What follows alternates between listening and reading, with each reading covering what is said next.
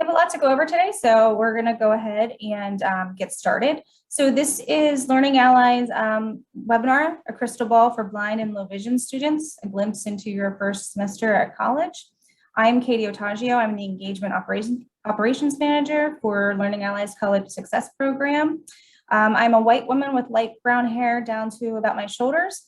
I'm wearing a red shirt with some small blue flowers all over it and a white cardigan sweater and glasses. I'm going to pass it over to my colleague, Kristen, who's just going to give you a little bit of housekeeping items, and then we'll get started. Hi, everyone. I'm Preston Radtke, and I'm the curriculum and content editor for this meeting. I am a white woman. I am blind, and I have longish brown hair, and I am sitting in an office and hoping that my toddler does not find me. For housekeeping items, I just wanted to let you know that at the end of the webinar, we will take questions from the participants, and you can enter questions anytime in the chat panel, but we will answer them toward the end. And when the end comes, you can also use the raise hand feature, which is Alt-Y on a PC, Option-Y on a Mac, or under the More section on the Zoom app of your iPhone. And Katie will now introduce our speakers. Thanks, Kristen. Also wanted to mention that we are recording this webinar, and after the webinar, we will be sending out the recording a few days after it's done. So I just want to introduce the speakers that we have today. All of them are CSP mentors, so they are part of the CSP program and mentor some of our college students in the program. First is Brilynn Rakes. She's going to be our moderator today. Brilynn has a BFA in dance and a BA in communications and media studies from Fordham University. She grew up in the small town of Visalia, California, and found her passion for dance performance when she was 8. For 14 years, Brilynn trained and performed in various dance styles, including classical, ballet, point, contemporary, and jazz. Brilynn was also the AT&T Spotlight performer on ABC's Dancing with the Stars. She performed alongside Emmy-nominated dancer and choreographer Derek Huff. After completing her undergraduate degrees, Brilynn relocated to Palo Alto, where she is pursuing a certificate in business administration from Foothill College. In her spare time, she enjoys Pilates, yoga, and long walks outside with her fiance, Allie. Next, we have Dora. Dora has a BA in psychology and an MA in vocational rehabilitation from the University of Northern Colorado. She currently works for the Orientation Center for the Blind in California. She became blind in 2010 due to retinal detachments and glaucoma. She is grateful because her blindness has given her numerous life-enriching opportunities. In her spare time, she enjoys spending time with her family and being of service to others. Next is Kinzey Lynch. Kinzey has a BS in business administration from Drexel University. He lives his life with the mindset that his lack of vision should never hinder his personal or professional growth. In college, while thriving in the classroom, Kinzey undertook 3 paid internships spanning market research, communications, and enterprise marketing. He also served as president of Drexel's Rotary Interact Club, focusing on civic engagement throughout Philadelphia. Kinzey is currently a client relations associate at Vanguard Investment Group. In his free time, he enjoys long-distance running with Achilles International, an organization that provides guides for athletes with disabilities. He also enjoys pulling for any Philadelphia sports team, traveling, and spending time with friends and family. And last but not least, Preston Radtke. Preston has a BA in public relations and creative writing and an MA in emerging media design and development from Ball State University. He is an assistive technology specialist at Teachers College, Columbia University. Additionally, he is an adjunct lecturer within the School of Communications and Information at Rutgers University. Advocacy and equity are the driving passions behind his life and work. Preston's passions include digital equity, service dog advocacy, and greater independence throughout the disabled world. In his spare time, Preston enjoys traveling, listening to records, and playing with his seeing eye dog, Burton. And with that, I will pass it over to Brilynn and we can get started. Hey guys, super excited about this webinar. So I will just jump into the first question. Okay, so everyone, how did you prepare for college during the weeks before your first semester? Anyone Anyone can jump in. I can go first if you want. My name is Kinzey Lynch. Again, very happy to be here with all of you tonight. And I'm sure you guys are in store for some big things in the fall or whenever you decide to attend college. The first, when I knew I was going to Drexel, my attention turned to finishing my senior year of high school, finishing everything with, my classwork in that area. But once the summer arrived, my focus became prepping for life in a dorm. I knew I'd be living in a dorm with about, at the time, it was at least 50 other 18-year-olds. So some of the things I did to prepare for that, among the obvious, for shopping and getting all your dorm essentials, were doing my own laundry at home, all those good stuff. I reached out to my disability resources the instant I applied to my first batch of classes, my Office of Disability Resources.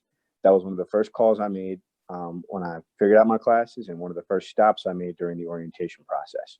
So that's definitely the biggest thing. And I would say that the best way to be successful right away would be to engage your disability resources folks, leverage your resources available to you, and make the most of your time before your classes start. Hi, everyone. My name is Preston. Echo what Kinzey said, thank you so much for coming out today. Hopefully we can act as good resources for you. So very similar to what Kinzey did, just want to add on a bit. I grew up in Chicago and I went to college in Ball State, which is kind of north central Indiana, about 4.5 hours away from my hometown. So I had never really visited the area before. So about 3 weeks before my first class started, I actually moved in quite a bit early and just kind of got oriented to the town and where all my classes would be, just so I would be able to get that out of the way, because there's a lot of stress with starting college, with classes and then learning, the routes and all that. So thanks.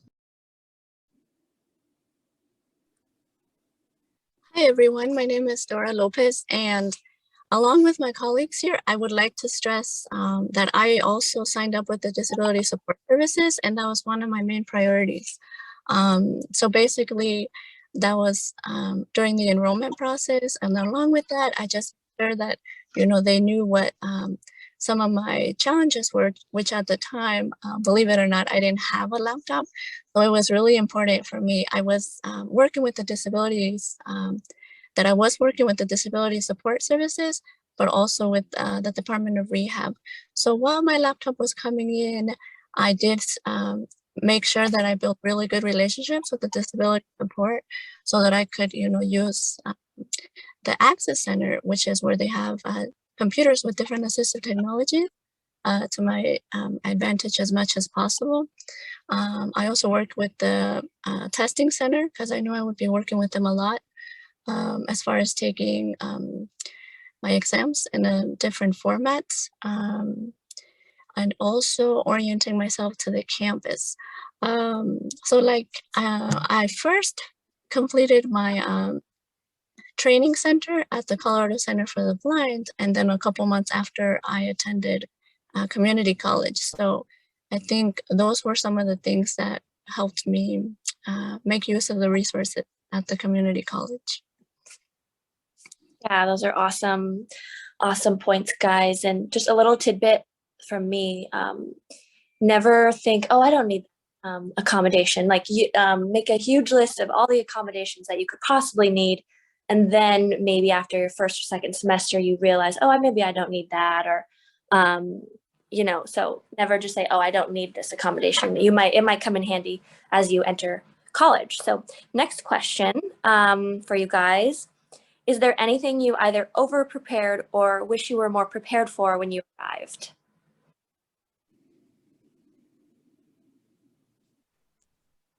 Anyone? I'll go first. Oh, I'm sorry, Dora. Okay, I'll go first. So I think for me, like I mentioned, the computer and the assistive technology skills were not as strong as I would have liked. And as I found out later on, they were going to be essential. So that's what I would recommend all of you to do, is to really strengthen your assistive technology skills, your job, whatever assistive technology you're using, to really work on those. so that, you know, you're able to do everything as much as you can, just because sometimes we do run into accessibility issues, whether it comes to signing up for classes or whatever the systems might be. Sometimes they're not always accessible. And those are just some of the barriers I encounter. So just would really encourage everybody to work as much as they can on their typing skills, their computer skills, and also really get as much time as you guys can walking around the campus so that you guys can get, you know, the routes that you guys need down as fast as possible. And that's my tidbit. Yeah, totally. Getting your route planned out. That's something I talk about with my mentees. It's super important. So anyone else? I think for me, the biggest thing, preparation really, because I mean, you're going to have things your first year of college that, you know, if you look back down the way, like, ah, man, if I knew then what I know now, right? I think that's the, you know, one of the, no matter how old you get, you're always going to wonder 10 years from now what you could have done better in any aspect of life. But the one thing that I wish I was more aware of, especially in my college's case, was the pace at the first year in particular. So my college was, it actually wasn't a normal semester school. It was a quarter system school. So instead of terms being their normal, you know, the length of a semester, my terms went about 10 to 12 weeks, depending on the class. So the pace was pretty aggressive early on, especially if you weren't acclimated to it, you know, at any other point. So just in addition to being on my own and learning the routes, learning how to be an actual, you know, to cook, clean, do your own laundry, do your own everything independently. Well, you know, away from home, I should say, more appropriately, more away from your family dynamic. I think the biggest thing was the pace and being aware that, you know, you have to really be mindful of your time. One of the things I work on with my mentees all the time is before their term starts, we work together to build their schedule so that they're as prepared as possible and they have an idea what to expect, how much they can study, how much they can, you know, go to see their friends and what their classes can look like so they know how much time they have in between. So that's definitely the biggest thing I would do. Make it, whether it's an Excel spreadsheet, a calendar, an Outlook, make your calendar, make it early, and make the most of it. Excellent. Yeah, I have like multiple calendars. I have like a refrigerator calendar. I have a digital calendar. I have a paper calendar. And you kind of figure out your own way of doing things as you progress through college, but having those tools is really helpful. So anyone wants to jump in, they can. Sure. So one of the biggest adjustments for me was the food situation. You know, as I'm sure you know, college dining is not healthy. And I truly did not realize that until I was there, where essentially every single meal I ate was like fast food quality. So then, you know, after a while, it started to show in like my physique and like I didn't have as much energy when I was like trying to work out and all that. That's really good. Just something to keep in mind. I would advise learning how to cook or acquiring a kitchen if you can in college, so you can stay healthy. Yeah, that's can be so easily overlooked because you just want to like eat something really quick, go to class. But after a while, you will start to be like, oh, I'm not thinking as well. Like I'm not doing well. Like I need to eat better. So that's a great one. Should we move on, everybody? Okay. So the next question is, describe a situation in which you really needed to advocate for yourself. I'm sure we all have some of these moments from college. Only one? Sure. You can share. Maybe the most impactful one. Yeah. Sure. In my case, I was the first totally blind student to go through my curriculum at my college. So I figured there wasn't a one crazy instant my very first year. I experienced it later on in college. But the entire first year of college prepared me for what was to come in terms of making sure you go up to your professors ahead of time, whether it be, you know, before class, after class, what have you, building that relationship, making sure they can put a face to the name, because in reality, it's not like high school where, you know, the teachers are there, they're going to watch your every move and monitor whether or not you're coming to class. making sure you have those relationships so professors know who you are, know what to expect out of you. And you set that standard early and you set it often because, people talk, professors talk, especially in your college. So if you do well in one area, it'll carry over to others as well. And it helps you're building your brand from the time you start college. So I would definitely say the first year of college was the biggest advocacy for me, growth in that area in particular. Just learning how to talk to professors in writing, in person, and in general. Yeah, professional correspondence should be its own course, like in and of itself, because it's an art form. Like, asking for help and communicating can be hard, but it's easy once you get the hang of it, for sure. Another thing that I would like to add to that is to also work on managing your time really well. In regards to advocacy, that relates to, for me, for example, I had some math tutors, a reader, and a scribe. So I really had to, find somebody that was a good reader when it came to math concepts. So I'd had to do my own, interviewing and really figuring out, is this a good match for me? So that was one. And as well as making sure that their availability matched mine. So I think just getting ahead of these things and really advocating for what you need and how you need these services would be really helpful.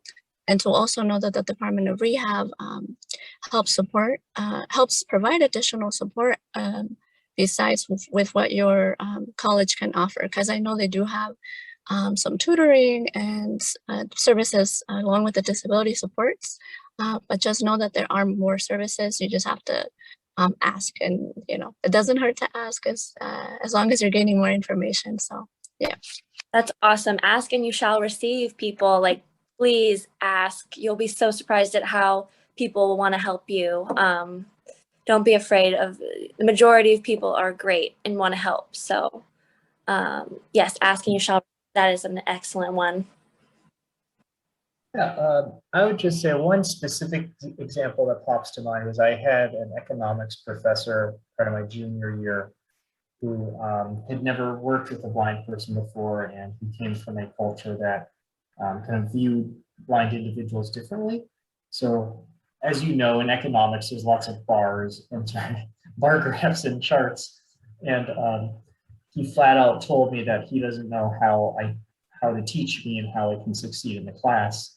And that was kind of a punch to the gut in some regards. I didn't have a lot of confidence going forward after, but I explained to him the different tactile options available, be it working with disability services to make braille graphs or making graphs just out of like wiki sticks or other kind of DIY materials.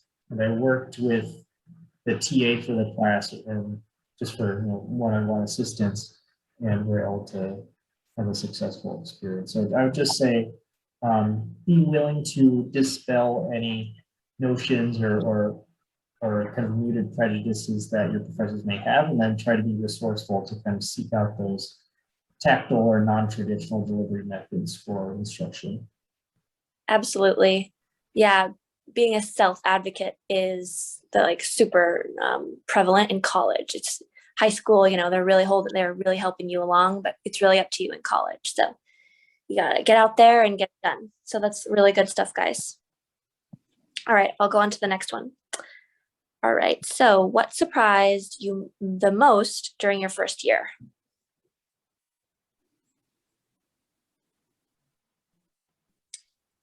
Biggest surprise after your first year? I think I mentioned the pace earlier, so I won't belabor a point. That definitely was the most, surprising aspect. But to a point earlier, the food aspect of college, on a more lighthearted note, food was definitely a surprise. I went to school in Philadelphia, so there was a lot of options in terms of food, but the food that was available to students, not necessarily the greatest. So that was definitely an adjustment right there. But I will tell you this, while the food wasn't necessarily the greatest, a lot of the restaurants I went to in college and a lot of the experience that I had around food in college, believe it or not, were where I had some of my most fond memories, and even to this day, some of my friends from college and I will laugh at, "Hey, remember this guy in the dining hall did X, Y, and Z? He used to always do da da da." So I would say that's definitely like one of the big. It's possible to eat healthy in college. It's possible to manage that aspect of your college experience. But don't take yourself too seriously right out the gate. Don't be too hard on yourself right away when it comes to getting acclimated to the college life, because anyone who I'd tell you, a good chunk of people who've gone to college, they've had long nighters, they've had instant ramen or all of these XYZ college foods.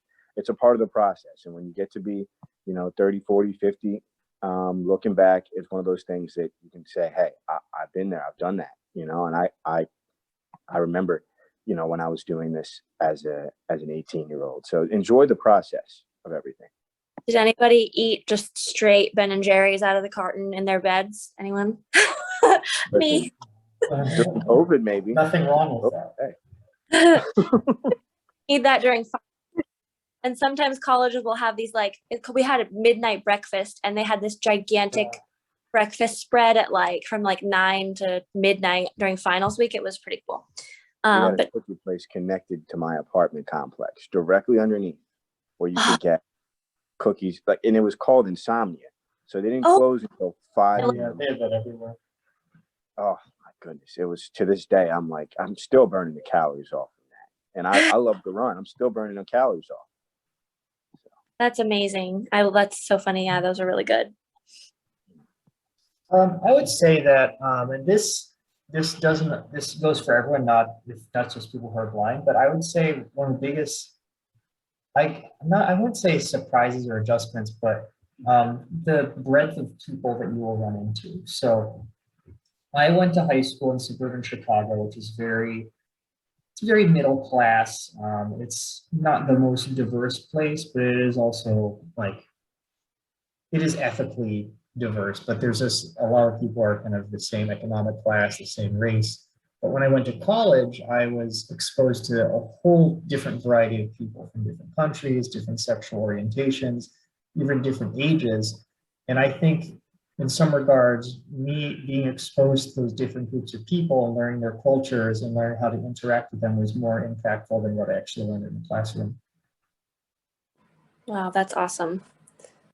Yeah, I think I have similar experience where I just learned how tough my industry was and how thick of a skin you need to have. That was one of the biggest takeaways from college for me, is the arts are intense, and maybe I want to be in the arts, but anyway, those are really good things, guys. I guess I'll go on to the next one.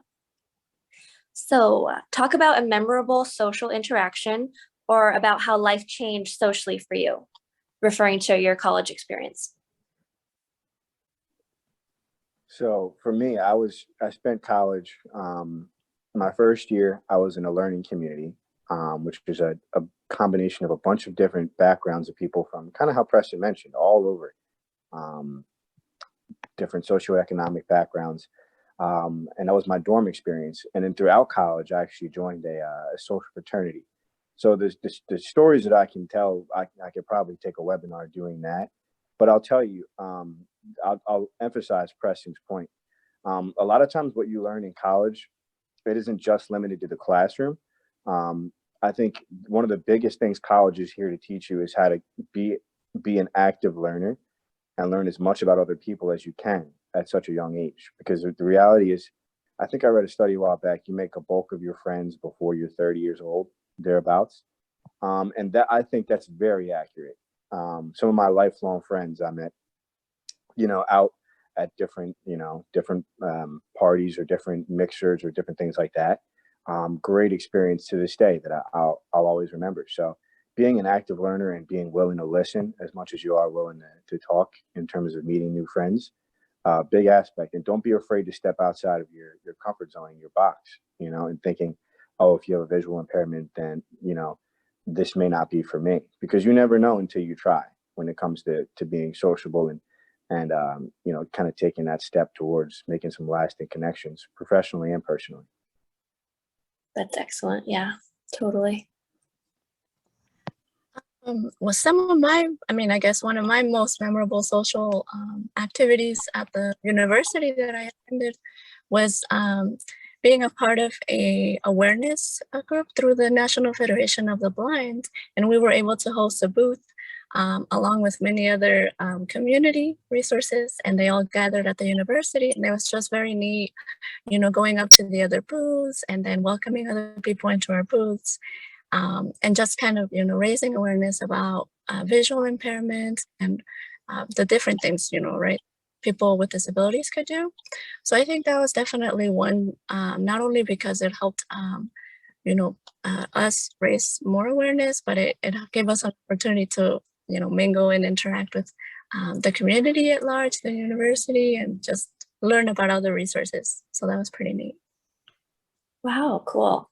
Love that. I would just quickly say that my first 2 years of college were a bit, I was a lot more academically oriented my freshman and sophomore year, which is absolutely nothing wrong with that, but I didn't have the best social life my first years of college. But then probably my junior year, I got a lot more into kind of like the independent art scene at my college. So I befriended a lot of like poets and writers, and I became friends with members of like garage rock bands and all that. And I got to go to like their concerts and their art exhibits. So I think that really kind of transformed my outlook on life and kind of transformed my social, I guess, sphere in college. As someone had all these friends that shared all my interests I didn't have like the year before. And that was simply because one of the few friends I had made my freshman, sophomore year was also part of that circle. And I finally kind of accepted their invitations to like go to their events and hang out with them. Yeah. One of my biggest regrets is that I honestly didn't have the bandwidth or the time just because of the double major in my dance schedule, but I wish I would have like been more involved in some kind of club or student organization. Because after my bachelor, I did community college stuff. And so was more involved there, but I was like, what if I would have been involved during my bachelor's? Like that would have been amazing. So that is important to get involved when you can. Okay, next one. All right. What was the hardest aspect of your first year and how did you get through it?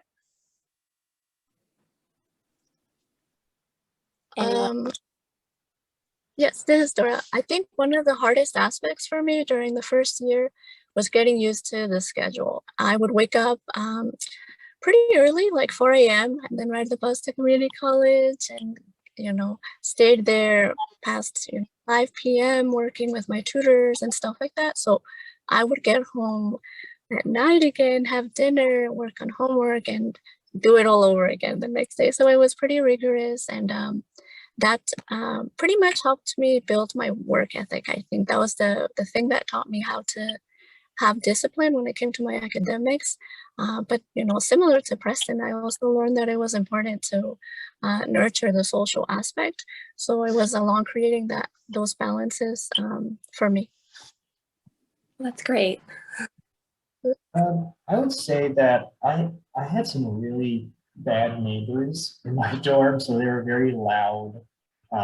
They were very entitled, not to like stereotype or anything, but they were athletes. So they kind of had a chip on their shoulder. So they're very loud. They were very inconsiderate of the other students on the floor. So there were many nights where I couldn't sleep before I could do the exam, or they would leave messes in the bathroom if we all had to share. And that was a little frustrating because like we'd talk to the RA about it, and he'd be like, "Oh, I really can't do anything." He felt that like he would say things to them and they wouldn't listen.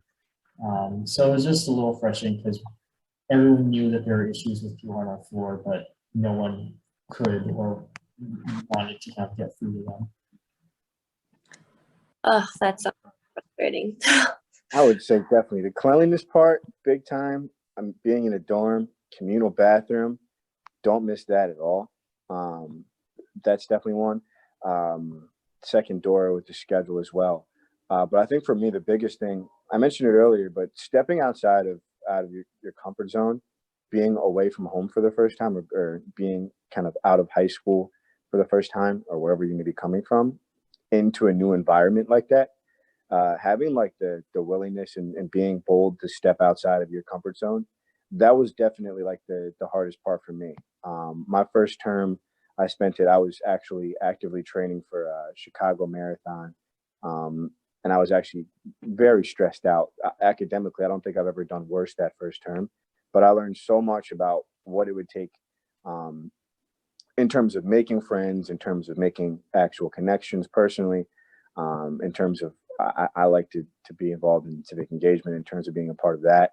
But in making my college experience better, it would require me to step out of my normal kind of area that I was comfortable with, and really try some things that I hadn't done before. So having that boldness early on, and not being afraid to try new things, and enjoying, like I said earlier, enjoying the process was definitely the biggest thing for me early on. Yes, there's a famous quote that says the only constant is change.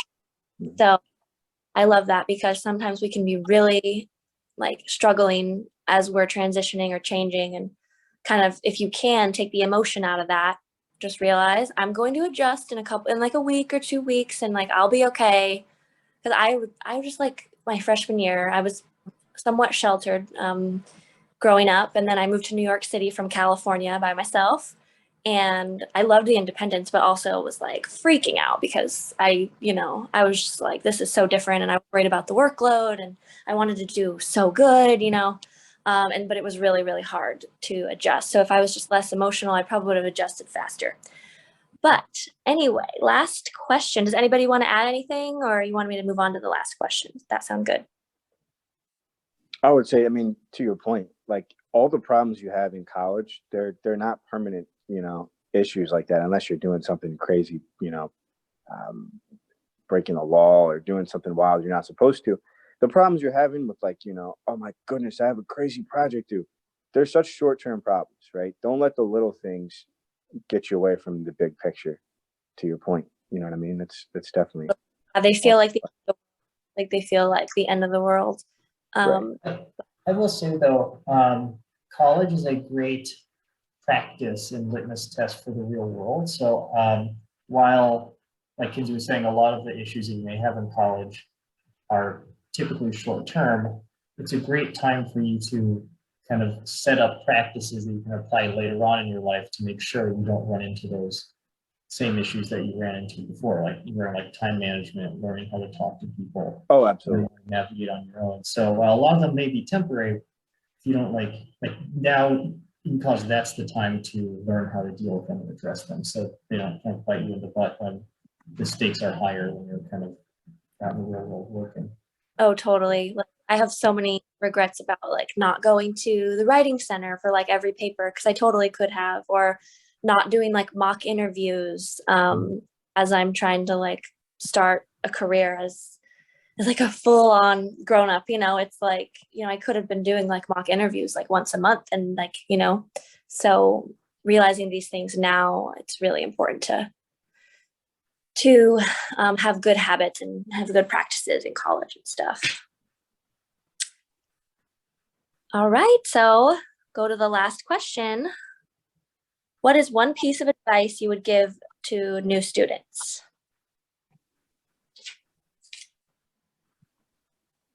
Enjoy the process. I mentioned it. I know I've mentioned it like 3 times during this call, but you only get to go through and do this first year once. So, enjoy it should be one of the best times you'll have, in most cases, it's one of the more memorable experiences you'll have down the road. And you don't want to, not just in college, but you don't want to let life go by and you just don't enjoy being a part of it. That's one thing I like to be remembered for. College is a time when you build your own brand. I want people to always remember, for me, that, you have a positive outlook, you're a hard worker, you have a good work ethic, but your outlook is huge in your success. And for me, rather than getting frustrated by the negatives, in my job we have a phrase: celebrate the red. You enjoy the process, you learn from your mistakes, you get better as you go, and you get better moving forward. And when the time comes to have fun, you have fun. time comes to work, you work. But it's all a process. You know, you got into college for a reason, and make the most of it. That is so motivational. I feel like ready to like, I'm not even in college and I'm like, yes, let's do it. I would say two-pronged advice here. Number one is try to stay balanced. So when I went to college, I heard that there's like the perfect triangle is what it's called. You want to make sure that your social life, your physical life, and your academic life are in perfect harmony. And I would actually also throw in your mental health as well there, because if one of those is off, then they're kind of going to all be off kilter. And when you're in college, there's so many different things that can make one of those suffer, be it feeling left out in social situations, eating so much that your physical health is going down, or just the rigorousness of your college classes. So just try to maintain a healthy balance. And the final bit of advice kind of builds off of what Kinzey was saying. Honestly, take advantage of this time in your life, because as someone who graduated college about 4 years ago, that is, when you're in college, that's probably the most free, and you don't have as many responsibilities, and you have so many opportunities at your fingertips, be it joining different clubs, studying abroad, things that you will not have access to when you're kind of older, when you have kids, when you have a 9-to-5 job. And it's just the perfect time to kind of experience new things and let them kind of shape who you will, later on become.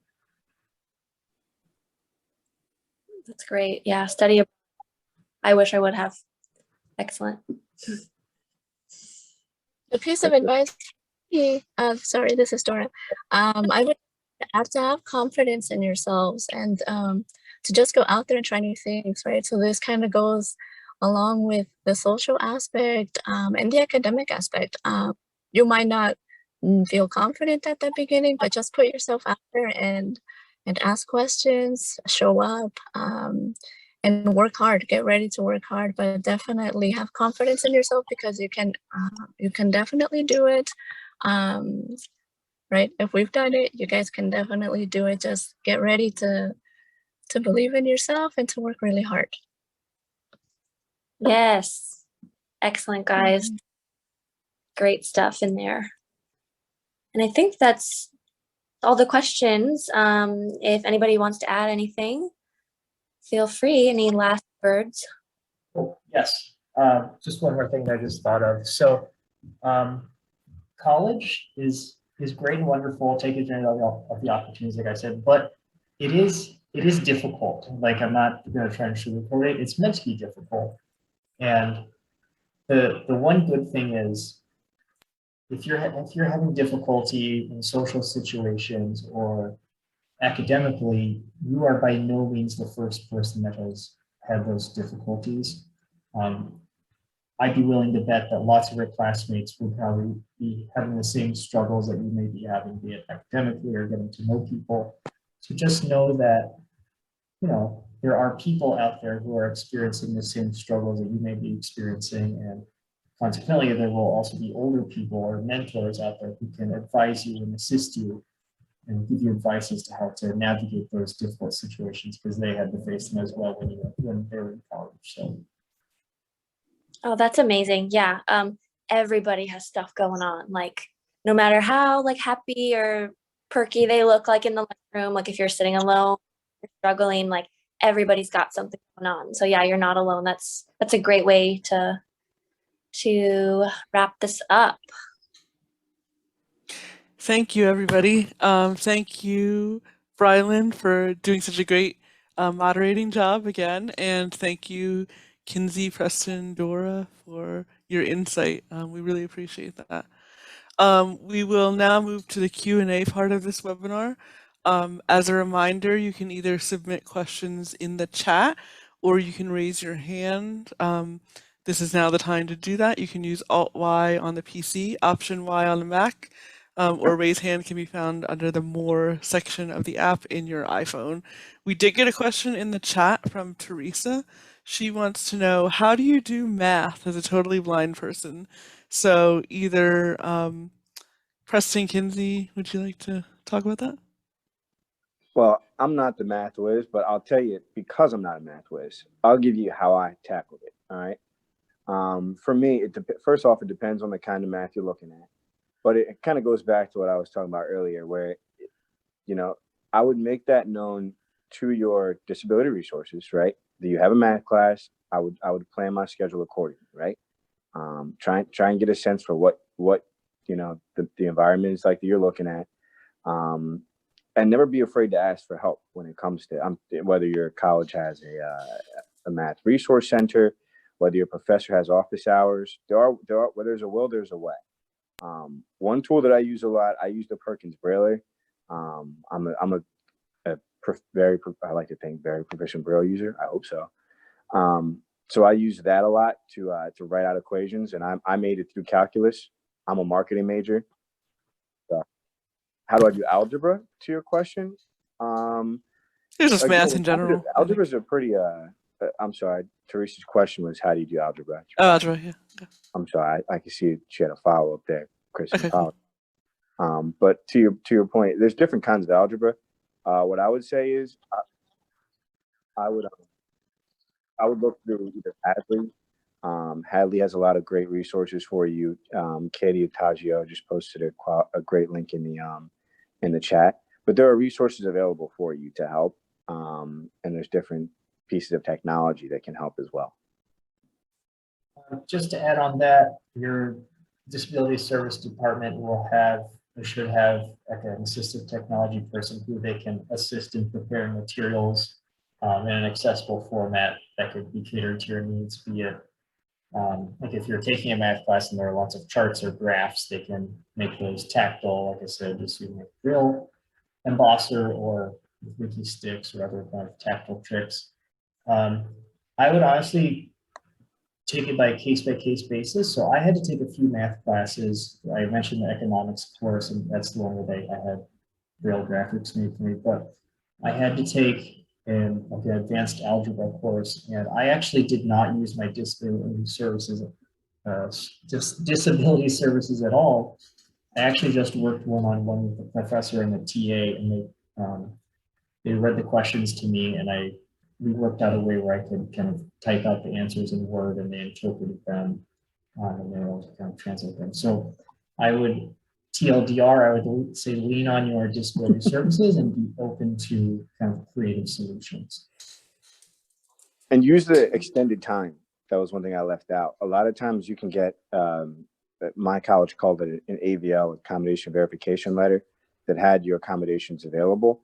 When it came to math, I always used the extended time. But if professors see that you're willing to try, like a lot of time, not all the time, but in a good chunk of cases, especially if it's a good professor, they'll meet you halfway and try and work with you.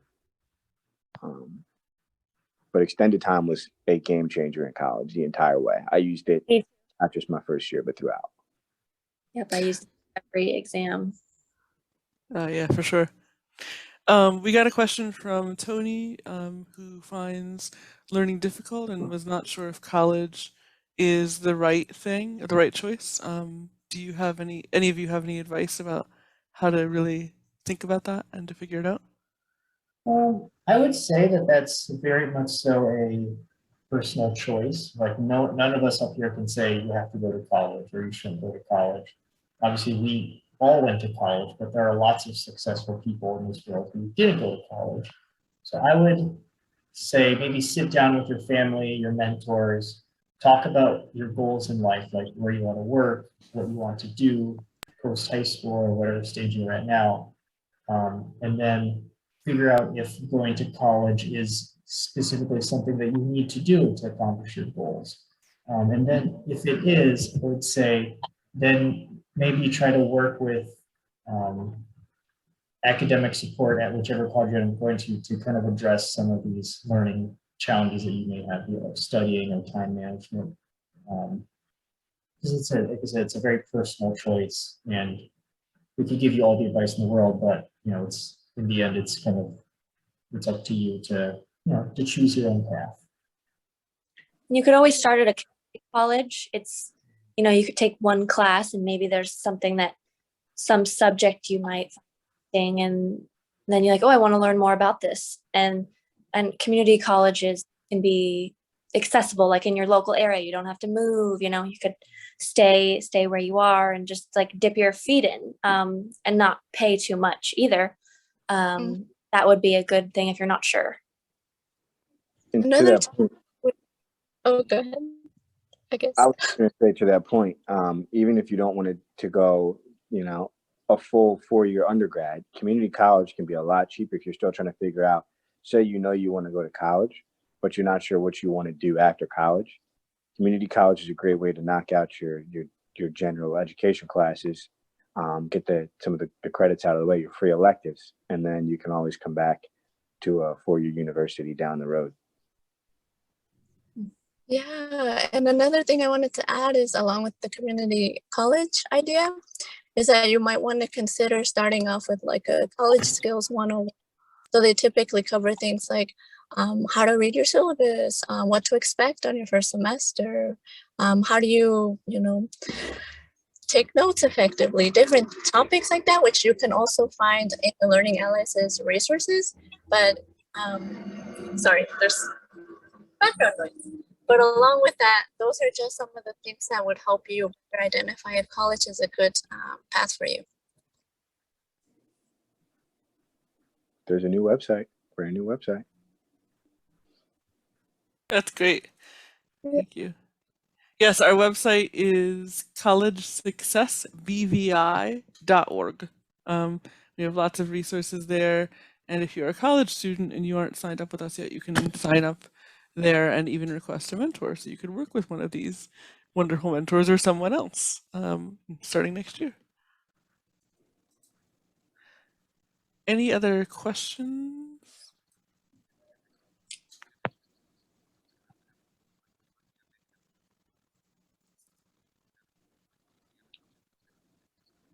Tony asked. Oh yeah, Tony wants to know if their degrees or certifications are better.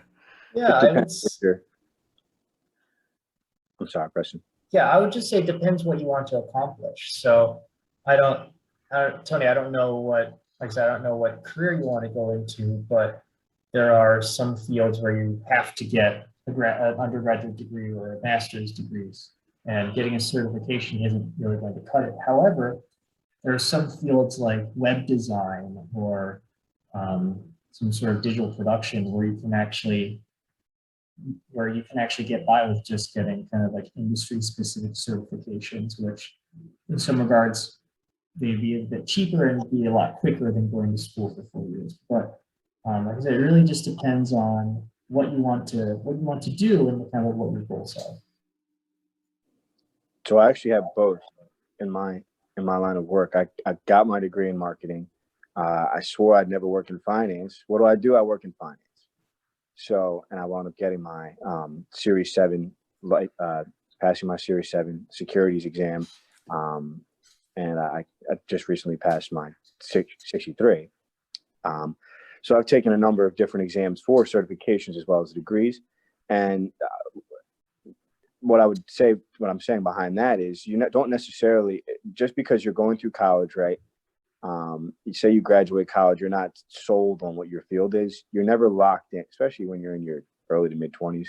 You're never locked in to exactly what you're going to wind up doing for the rest of your life. So don't feel like this pressure, like, oh, I have to do exactly this forever because I studied it in college. Like, there's options out there.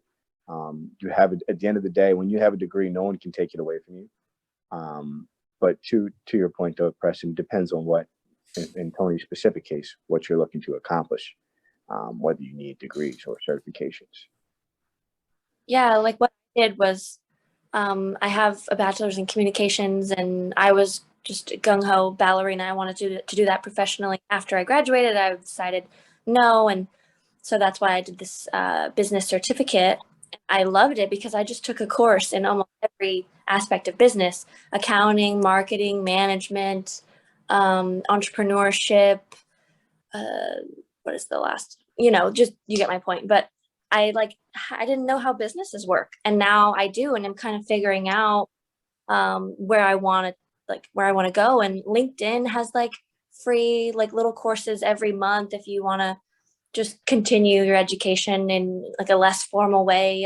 I want to take a typing course because I'm not a good enough typer. Like, there's things that you can do online for free that can even help you grow as well.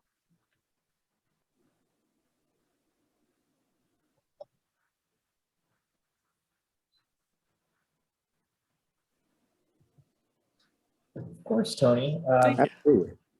Happy to So help. just to kind of piggyback off of, so we kind of have an idea of what you want to get into. I'd say potentially there are some really awesome, like Brian said, there's some great LinkedIn learning courses in IT, great certifications in that regard.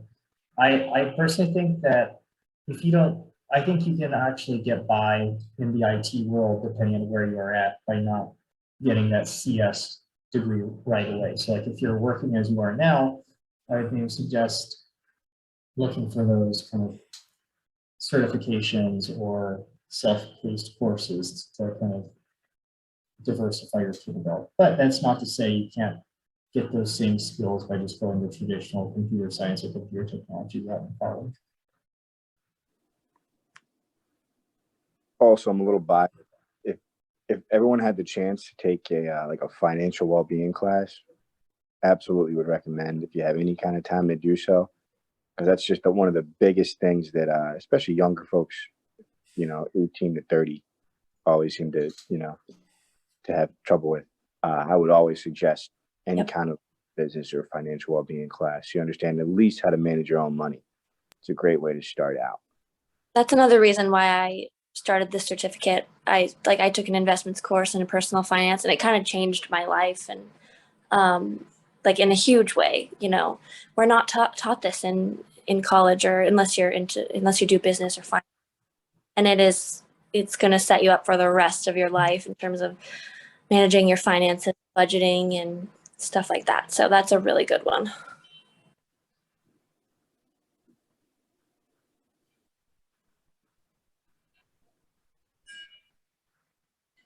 Any other last questions?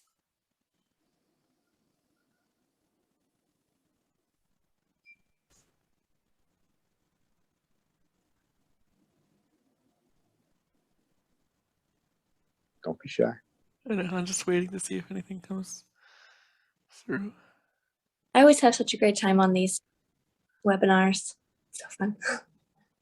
Yeah, it's really exciting. Honestly, like I remember my first year of college and how excited, like the whole summer before, I found out right before Christmas where I was going. My last day, actually the week I graduated, I figured out who my freshman roommate was in my dorm. Me and him are still friends to this day. He lives across the country from me, and just the awesome time that I had, that those first few years, something that you can't buy that experience. So, an awesome time to be a part of. So I'm really excited for you guys. I'm sure you guys will kill it starting out. Find your textbooks in alternate formats as soon as possible. Mm-hmm. I was like so stressed out because I was trying to get my textbooks, with different apps, like in an audio version. And it was really hard because they're not all going to be on one app. So once you keep checking for your textbooks, that is really hard. And be careful of the used ones. If you get used textbooks, you got to be careful because sometimes the professor requires you use a special code for some of your classes. I used to always hate buying used textbooks and then finding out later on, oh my God, I got to buy the new one to use this stupid online resource because I need the unopened packaging. Just be mindful before you start wasting money on books that you're getting the right ones. And if you do have to buy them, you can always resell them, but that's kind of a hassle. So yeah, figure out what's best. Leverage your disability resources for that. That's what I did. Towards the end, I got smart and was like, you know what? I'm gonna just tell them, hey, I don't know which one. Let's go this way. You guys can tell me the correct one before I shell out X number of dollars, and do it like that. Also, Tide Pods. Don't if you're in a college dorm, Tide Pods are the king. Tide Pods are awesome. For the rest of your life, too. Yeah, for the rest of your life. You just, And it's- Unstoppables, the little pellets. Throw some Unstoppables in there. Tell you what, $1 million, man. Trader Joe's, I don't know where everyone lives, but Trader Joe's is like the same price no matter where you are in the country. And it's like, it can be healthy. I mean, you can buy the good unhealthy stuff too, but you're going to get a variety and you're not going to, and it's like small portions, like just for one, because you're feeding yourself. Like, I'm obsessed with Trader Joe's. I think they're an amazing company. So if you can go there and you haven't, you should. I love There's Trader not Joe's. one near me, but Instacart looms large. Even now, I use Instacart, especially now. Actually, you can get the Yep. Oh, yeah. Unstoppables. Christine, Unstoppables are they're a product that you can put into your laundry, right? They dissolve in water like Tide Pods do. They're like little pellets. You can find them at Target. You might be able to find them on like a DoorDash or, like CVS or like a convenience store. But you put them in with your wash. They dissolve with water, and I think they make your clothes smell quite good. But Instacart, you can get like a year membership for like $100. It comes right to your door. You can talk to your shopper while they're picking stuff out. I love Instacart. I don't have Trader Joe's right near me.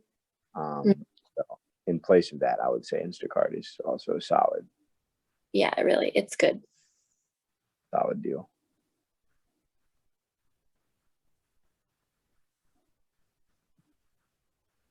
Well, cool. Well, if there are no other questions, I just want to thank all of you for attending our webinar.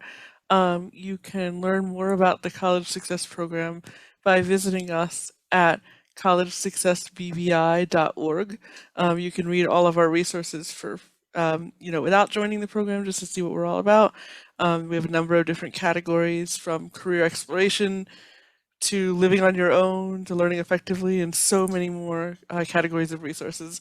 If you would like to work with a mentor this upcoming first or fifth or 15th semester, and you are not a member yet, please just click on or enter on the join link and join us. It takes like 2 minutes. There's no cost, and you can work with a mentor. And you can also have access to our Learning Allies audiobook collection, as well as any of other events that are coming up, which include webinars like this or meetups where you can talk with mentors. So again, to learn more, go to collegesuccessbvi.org.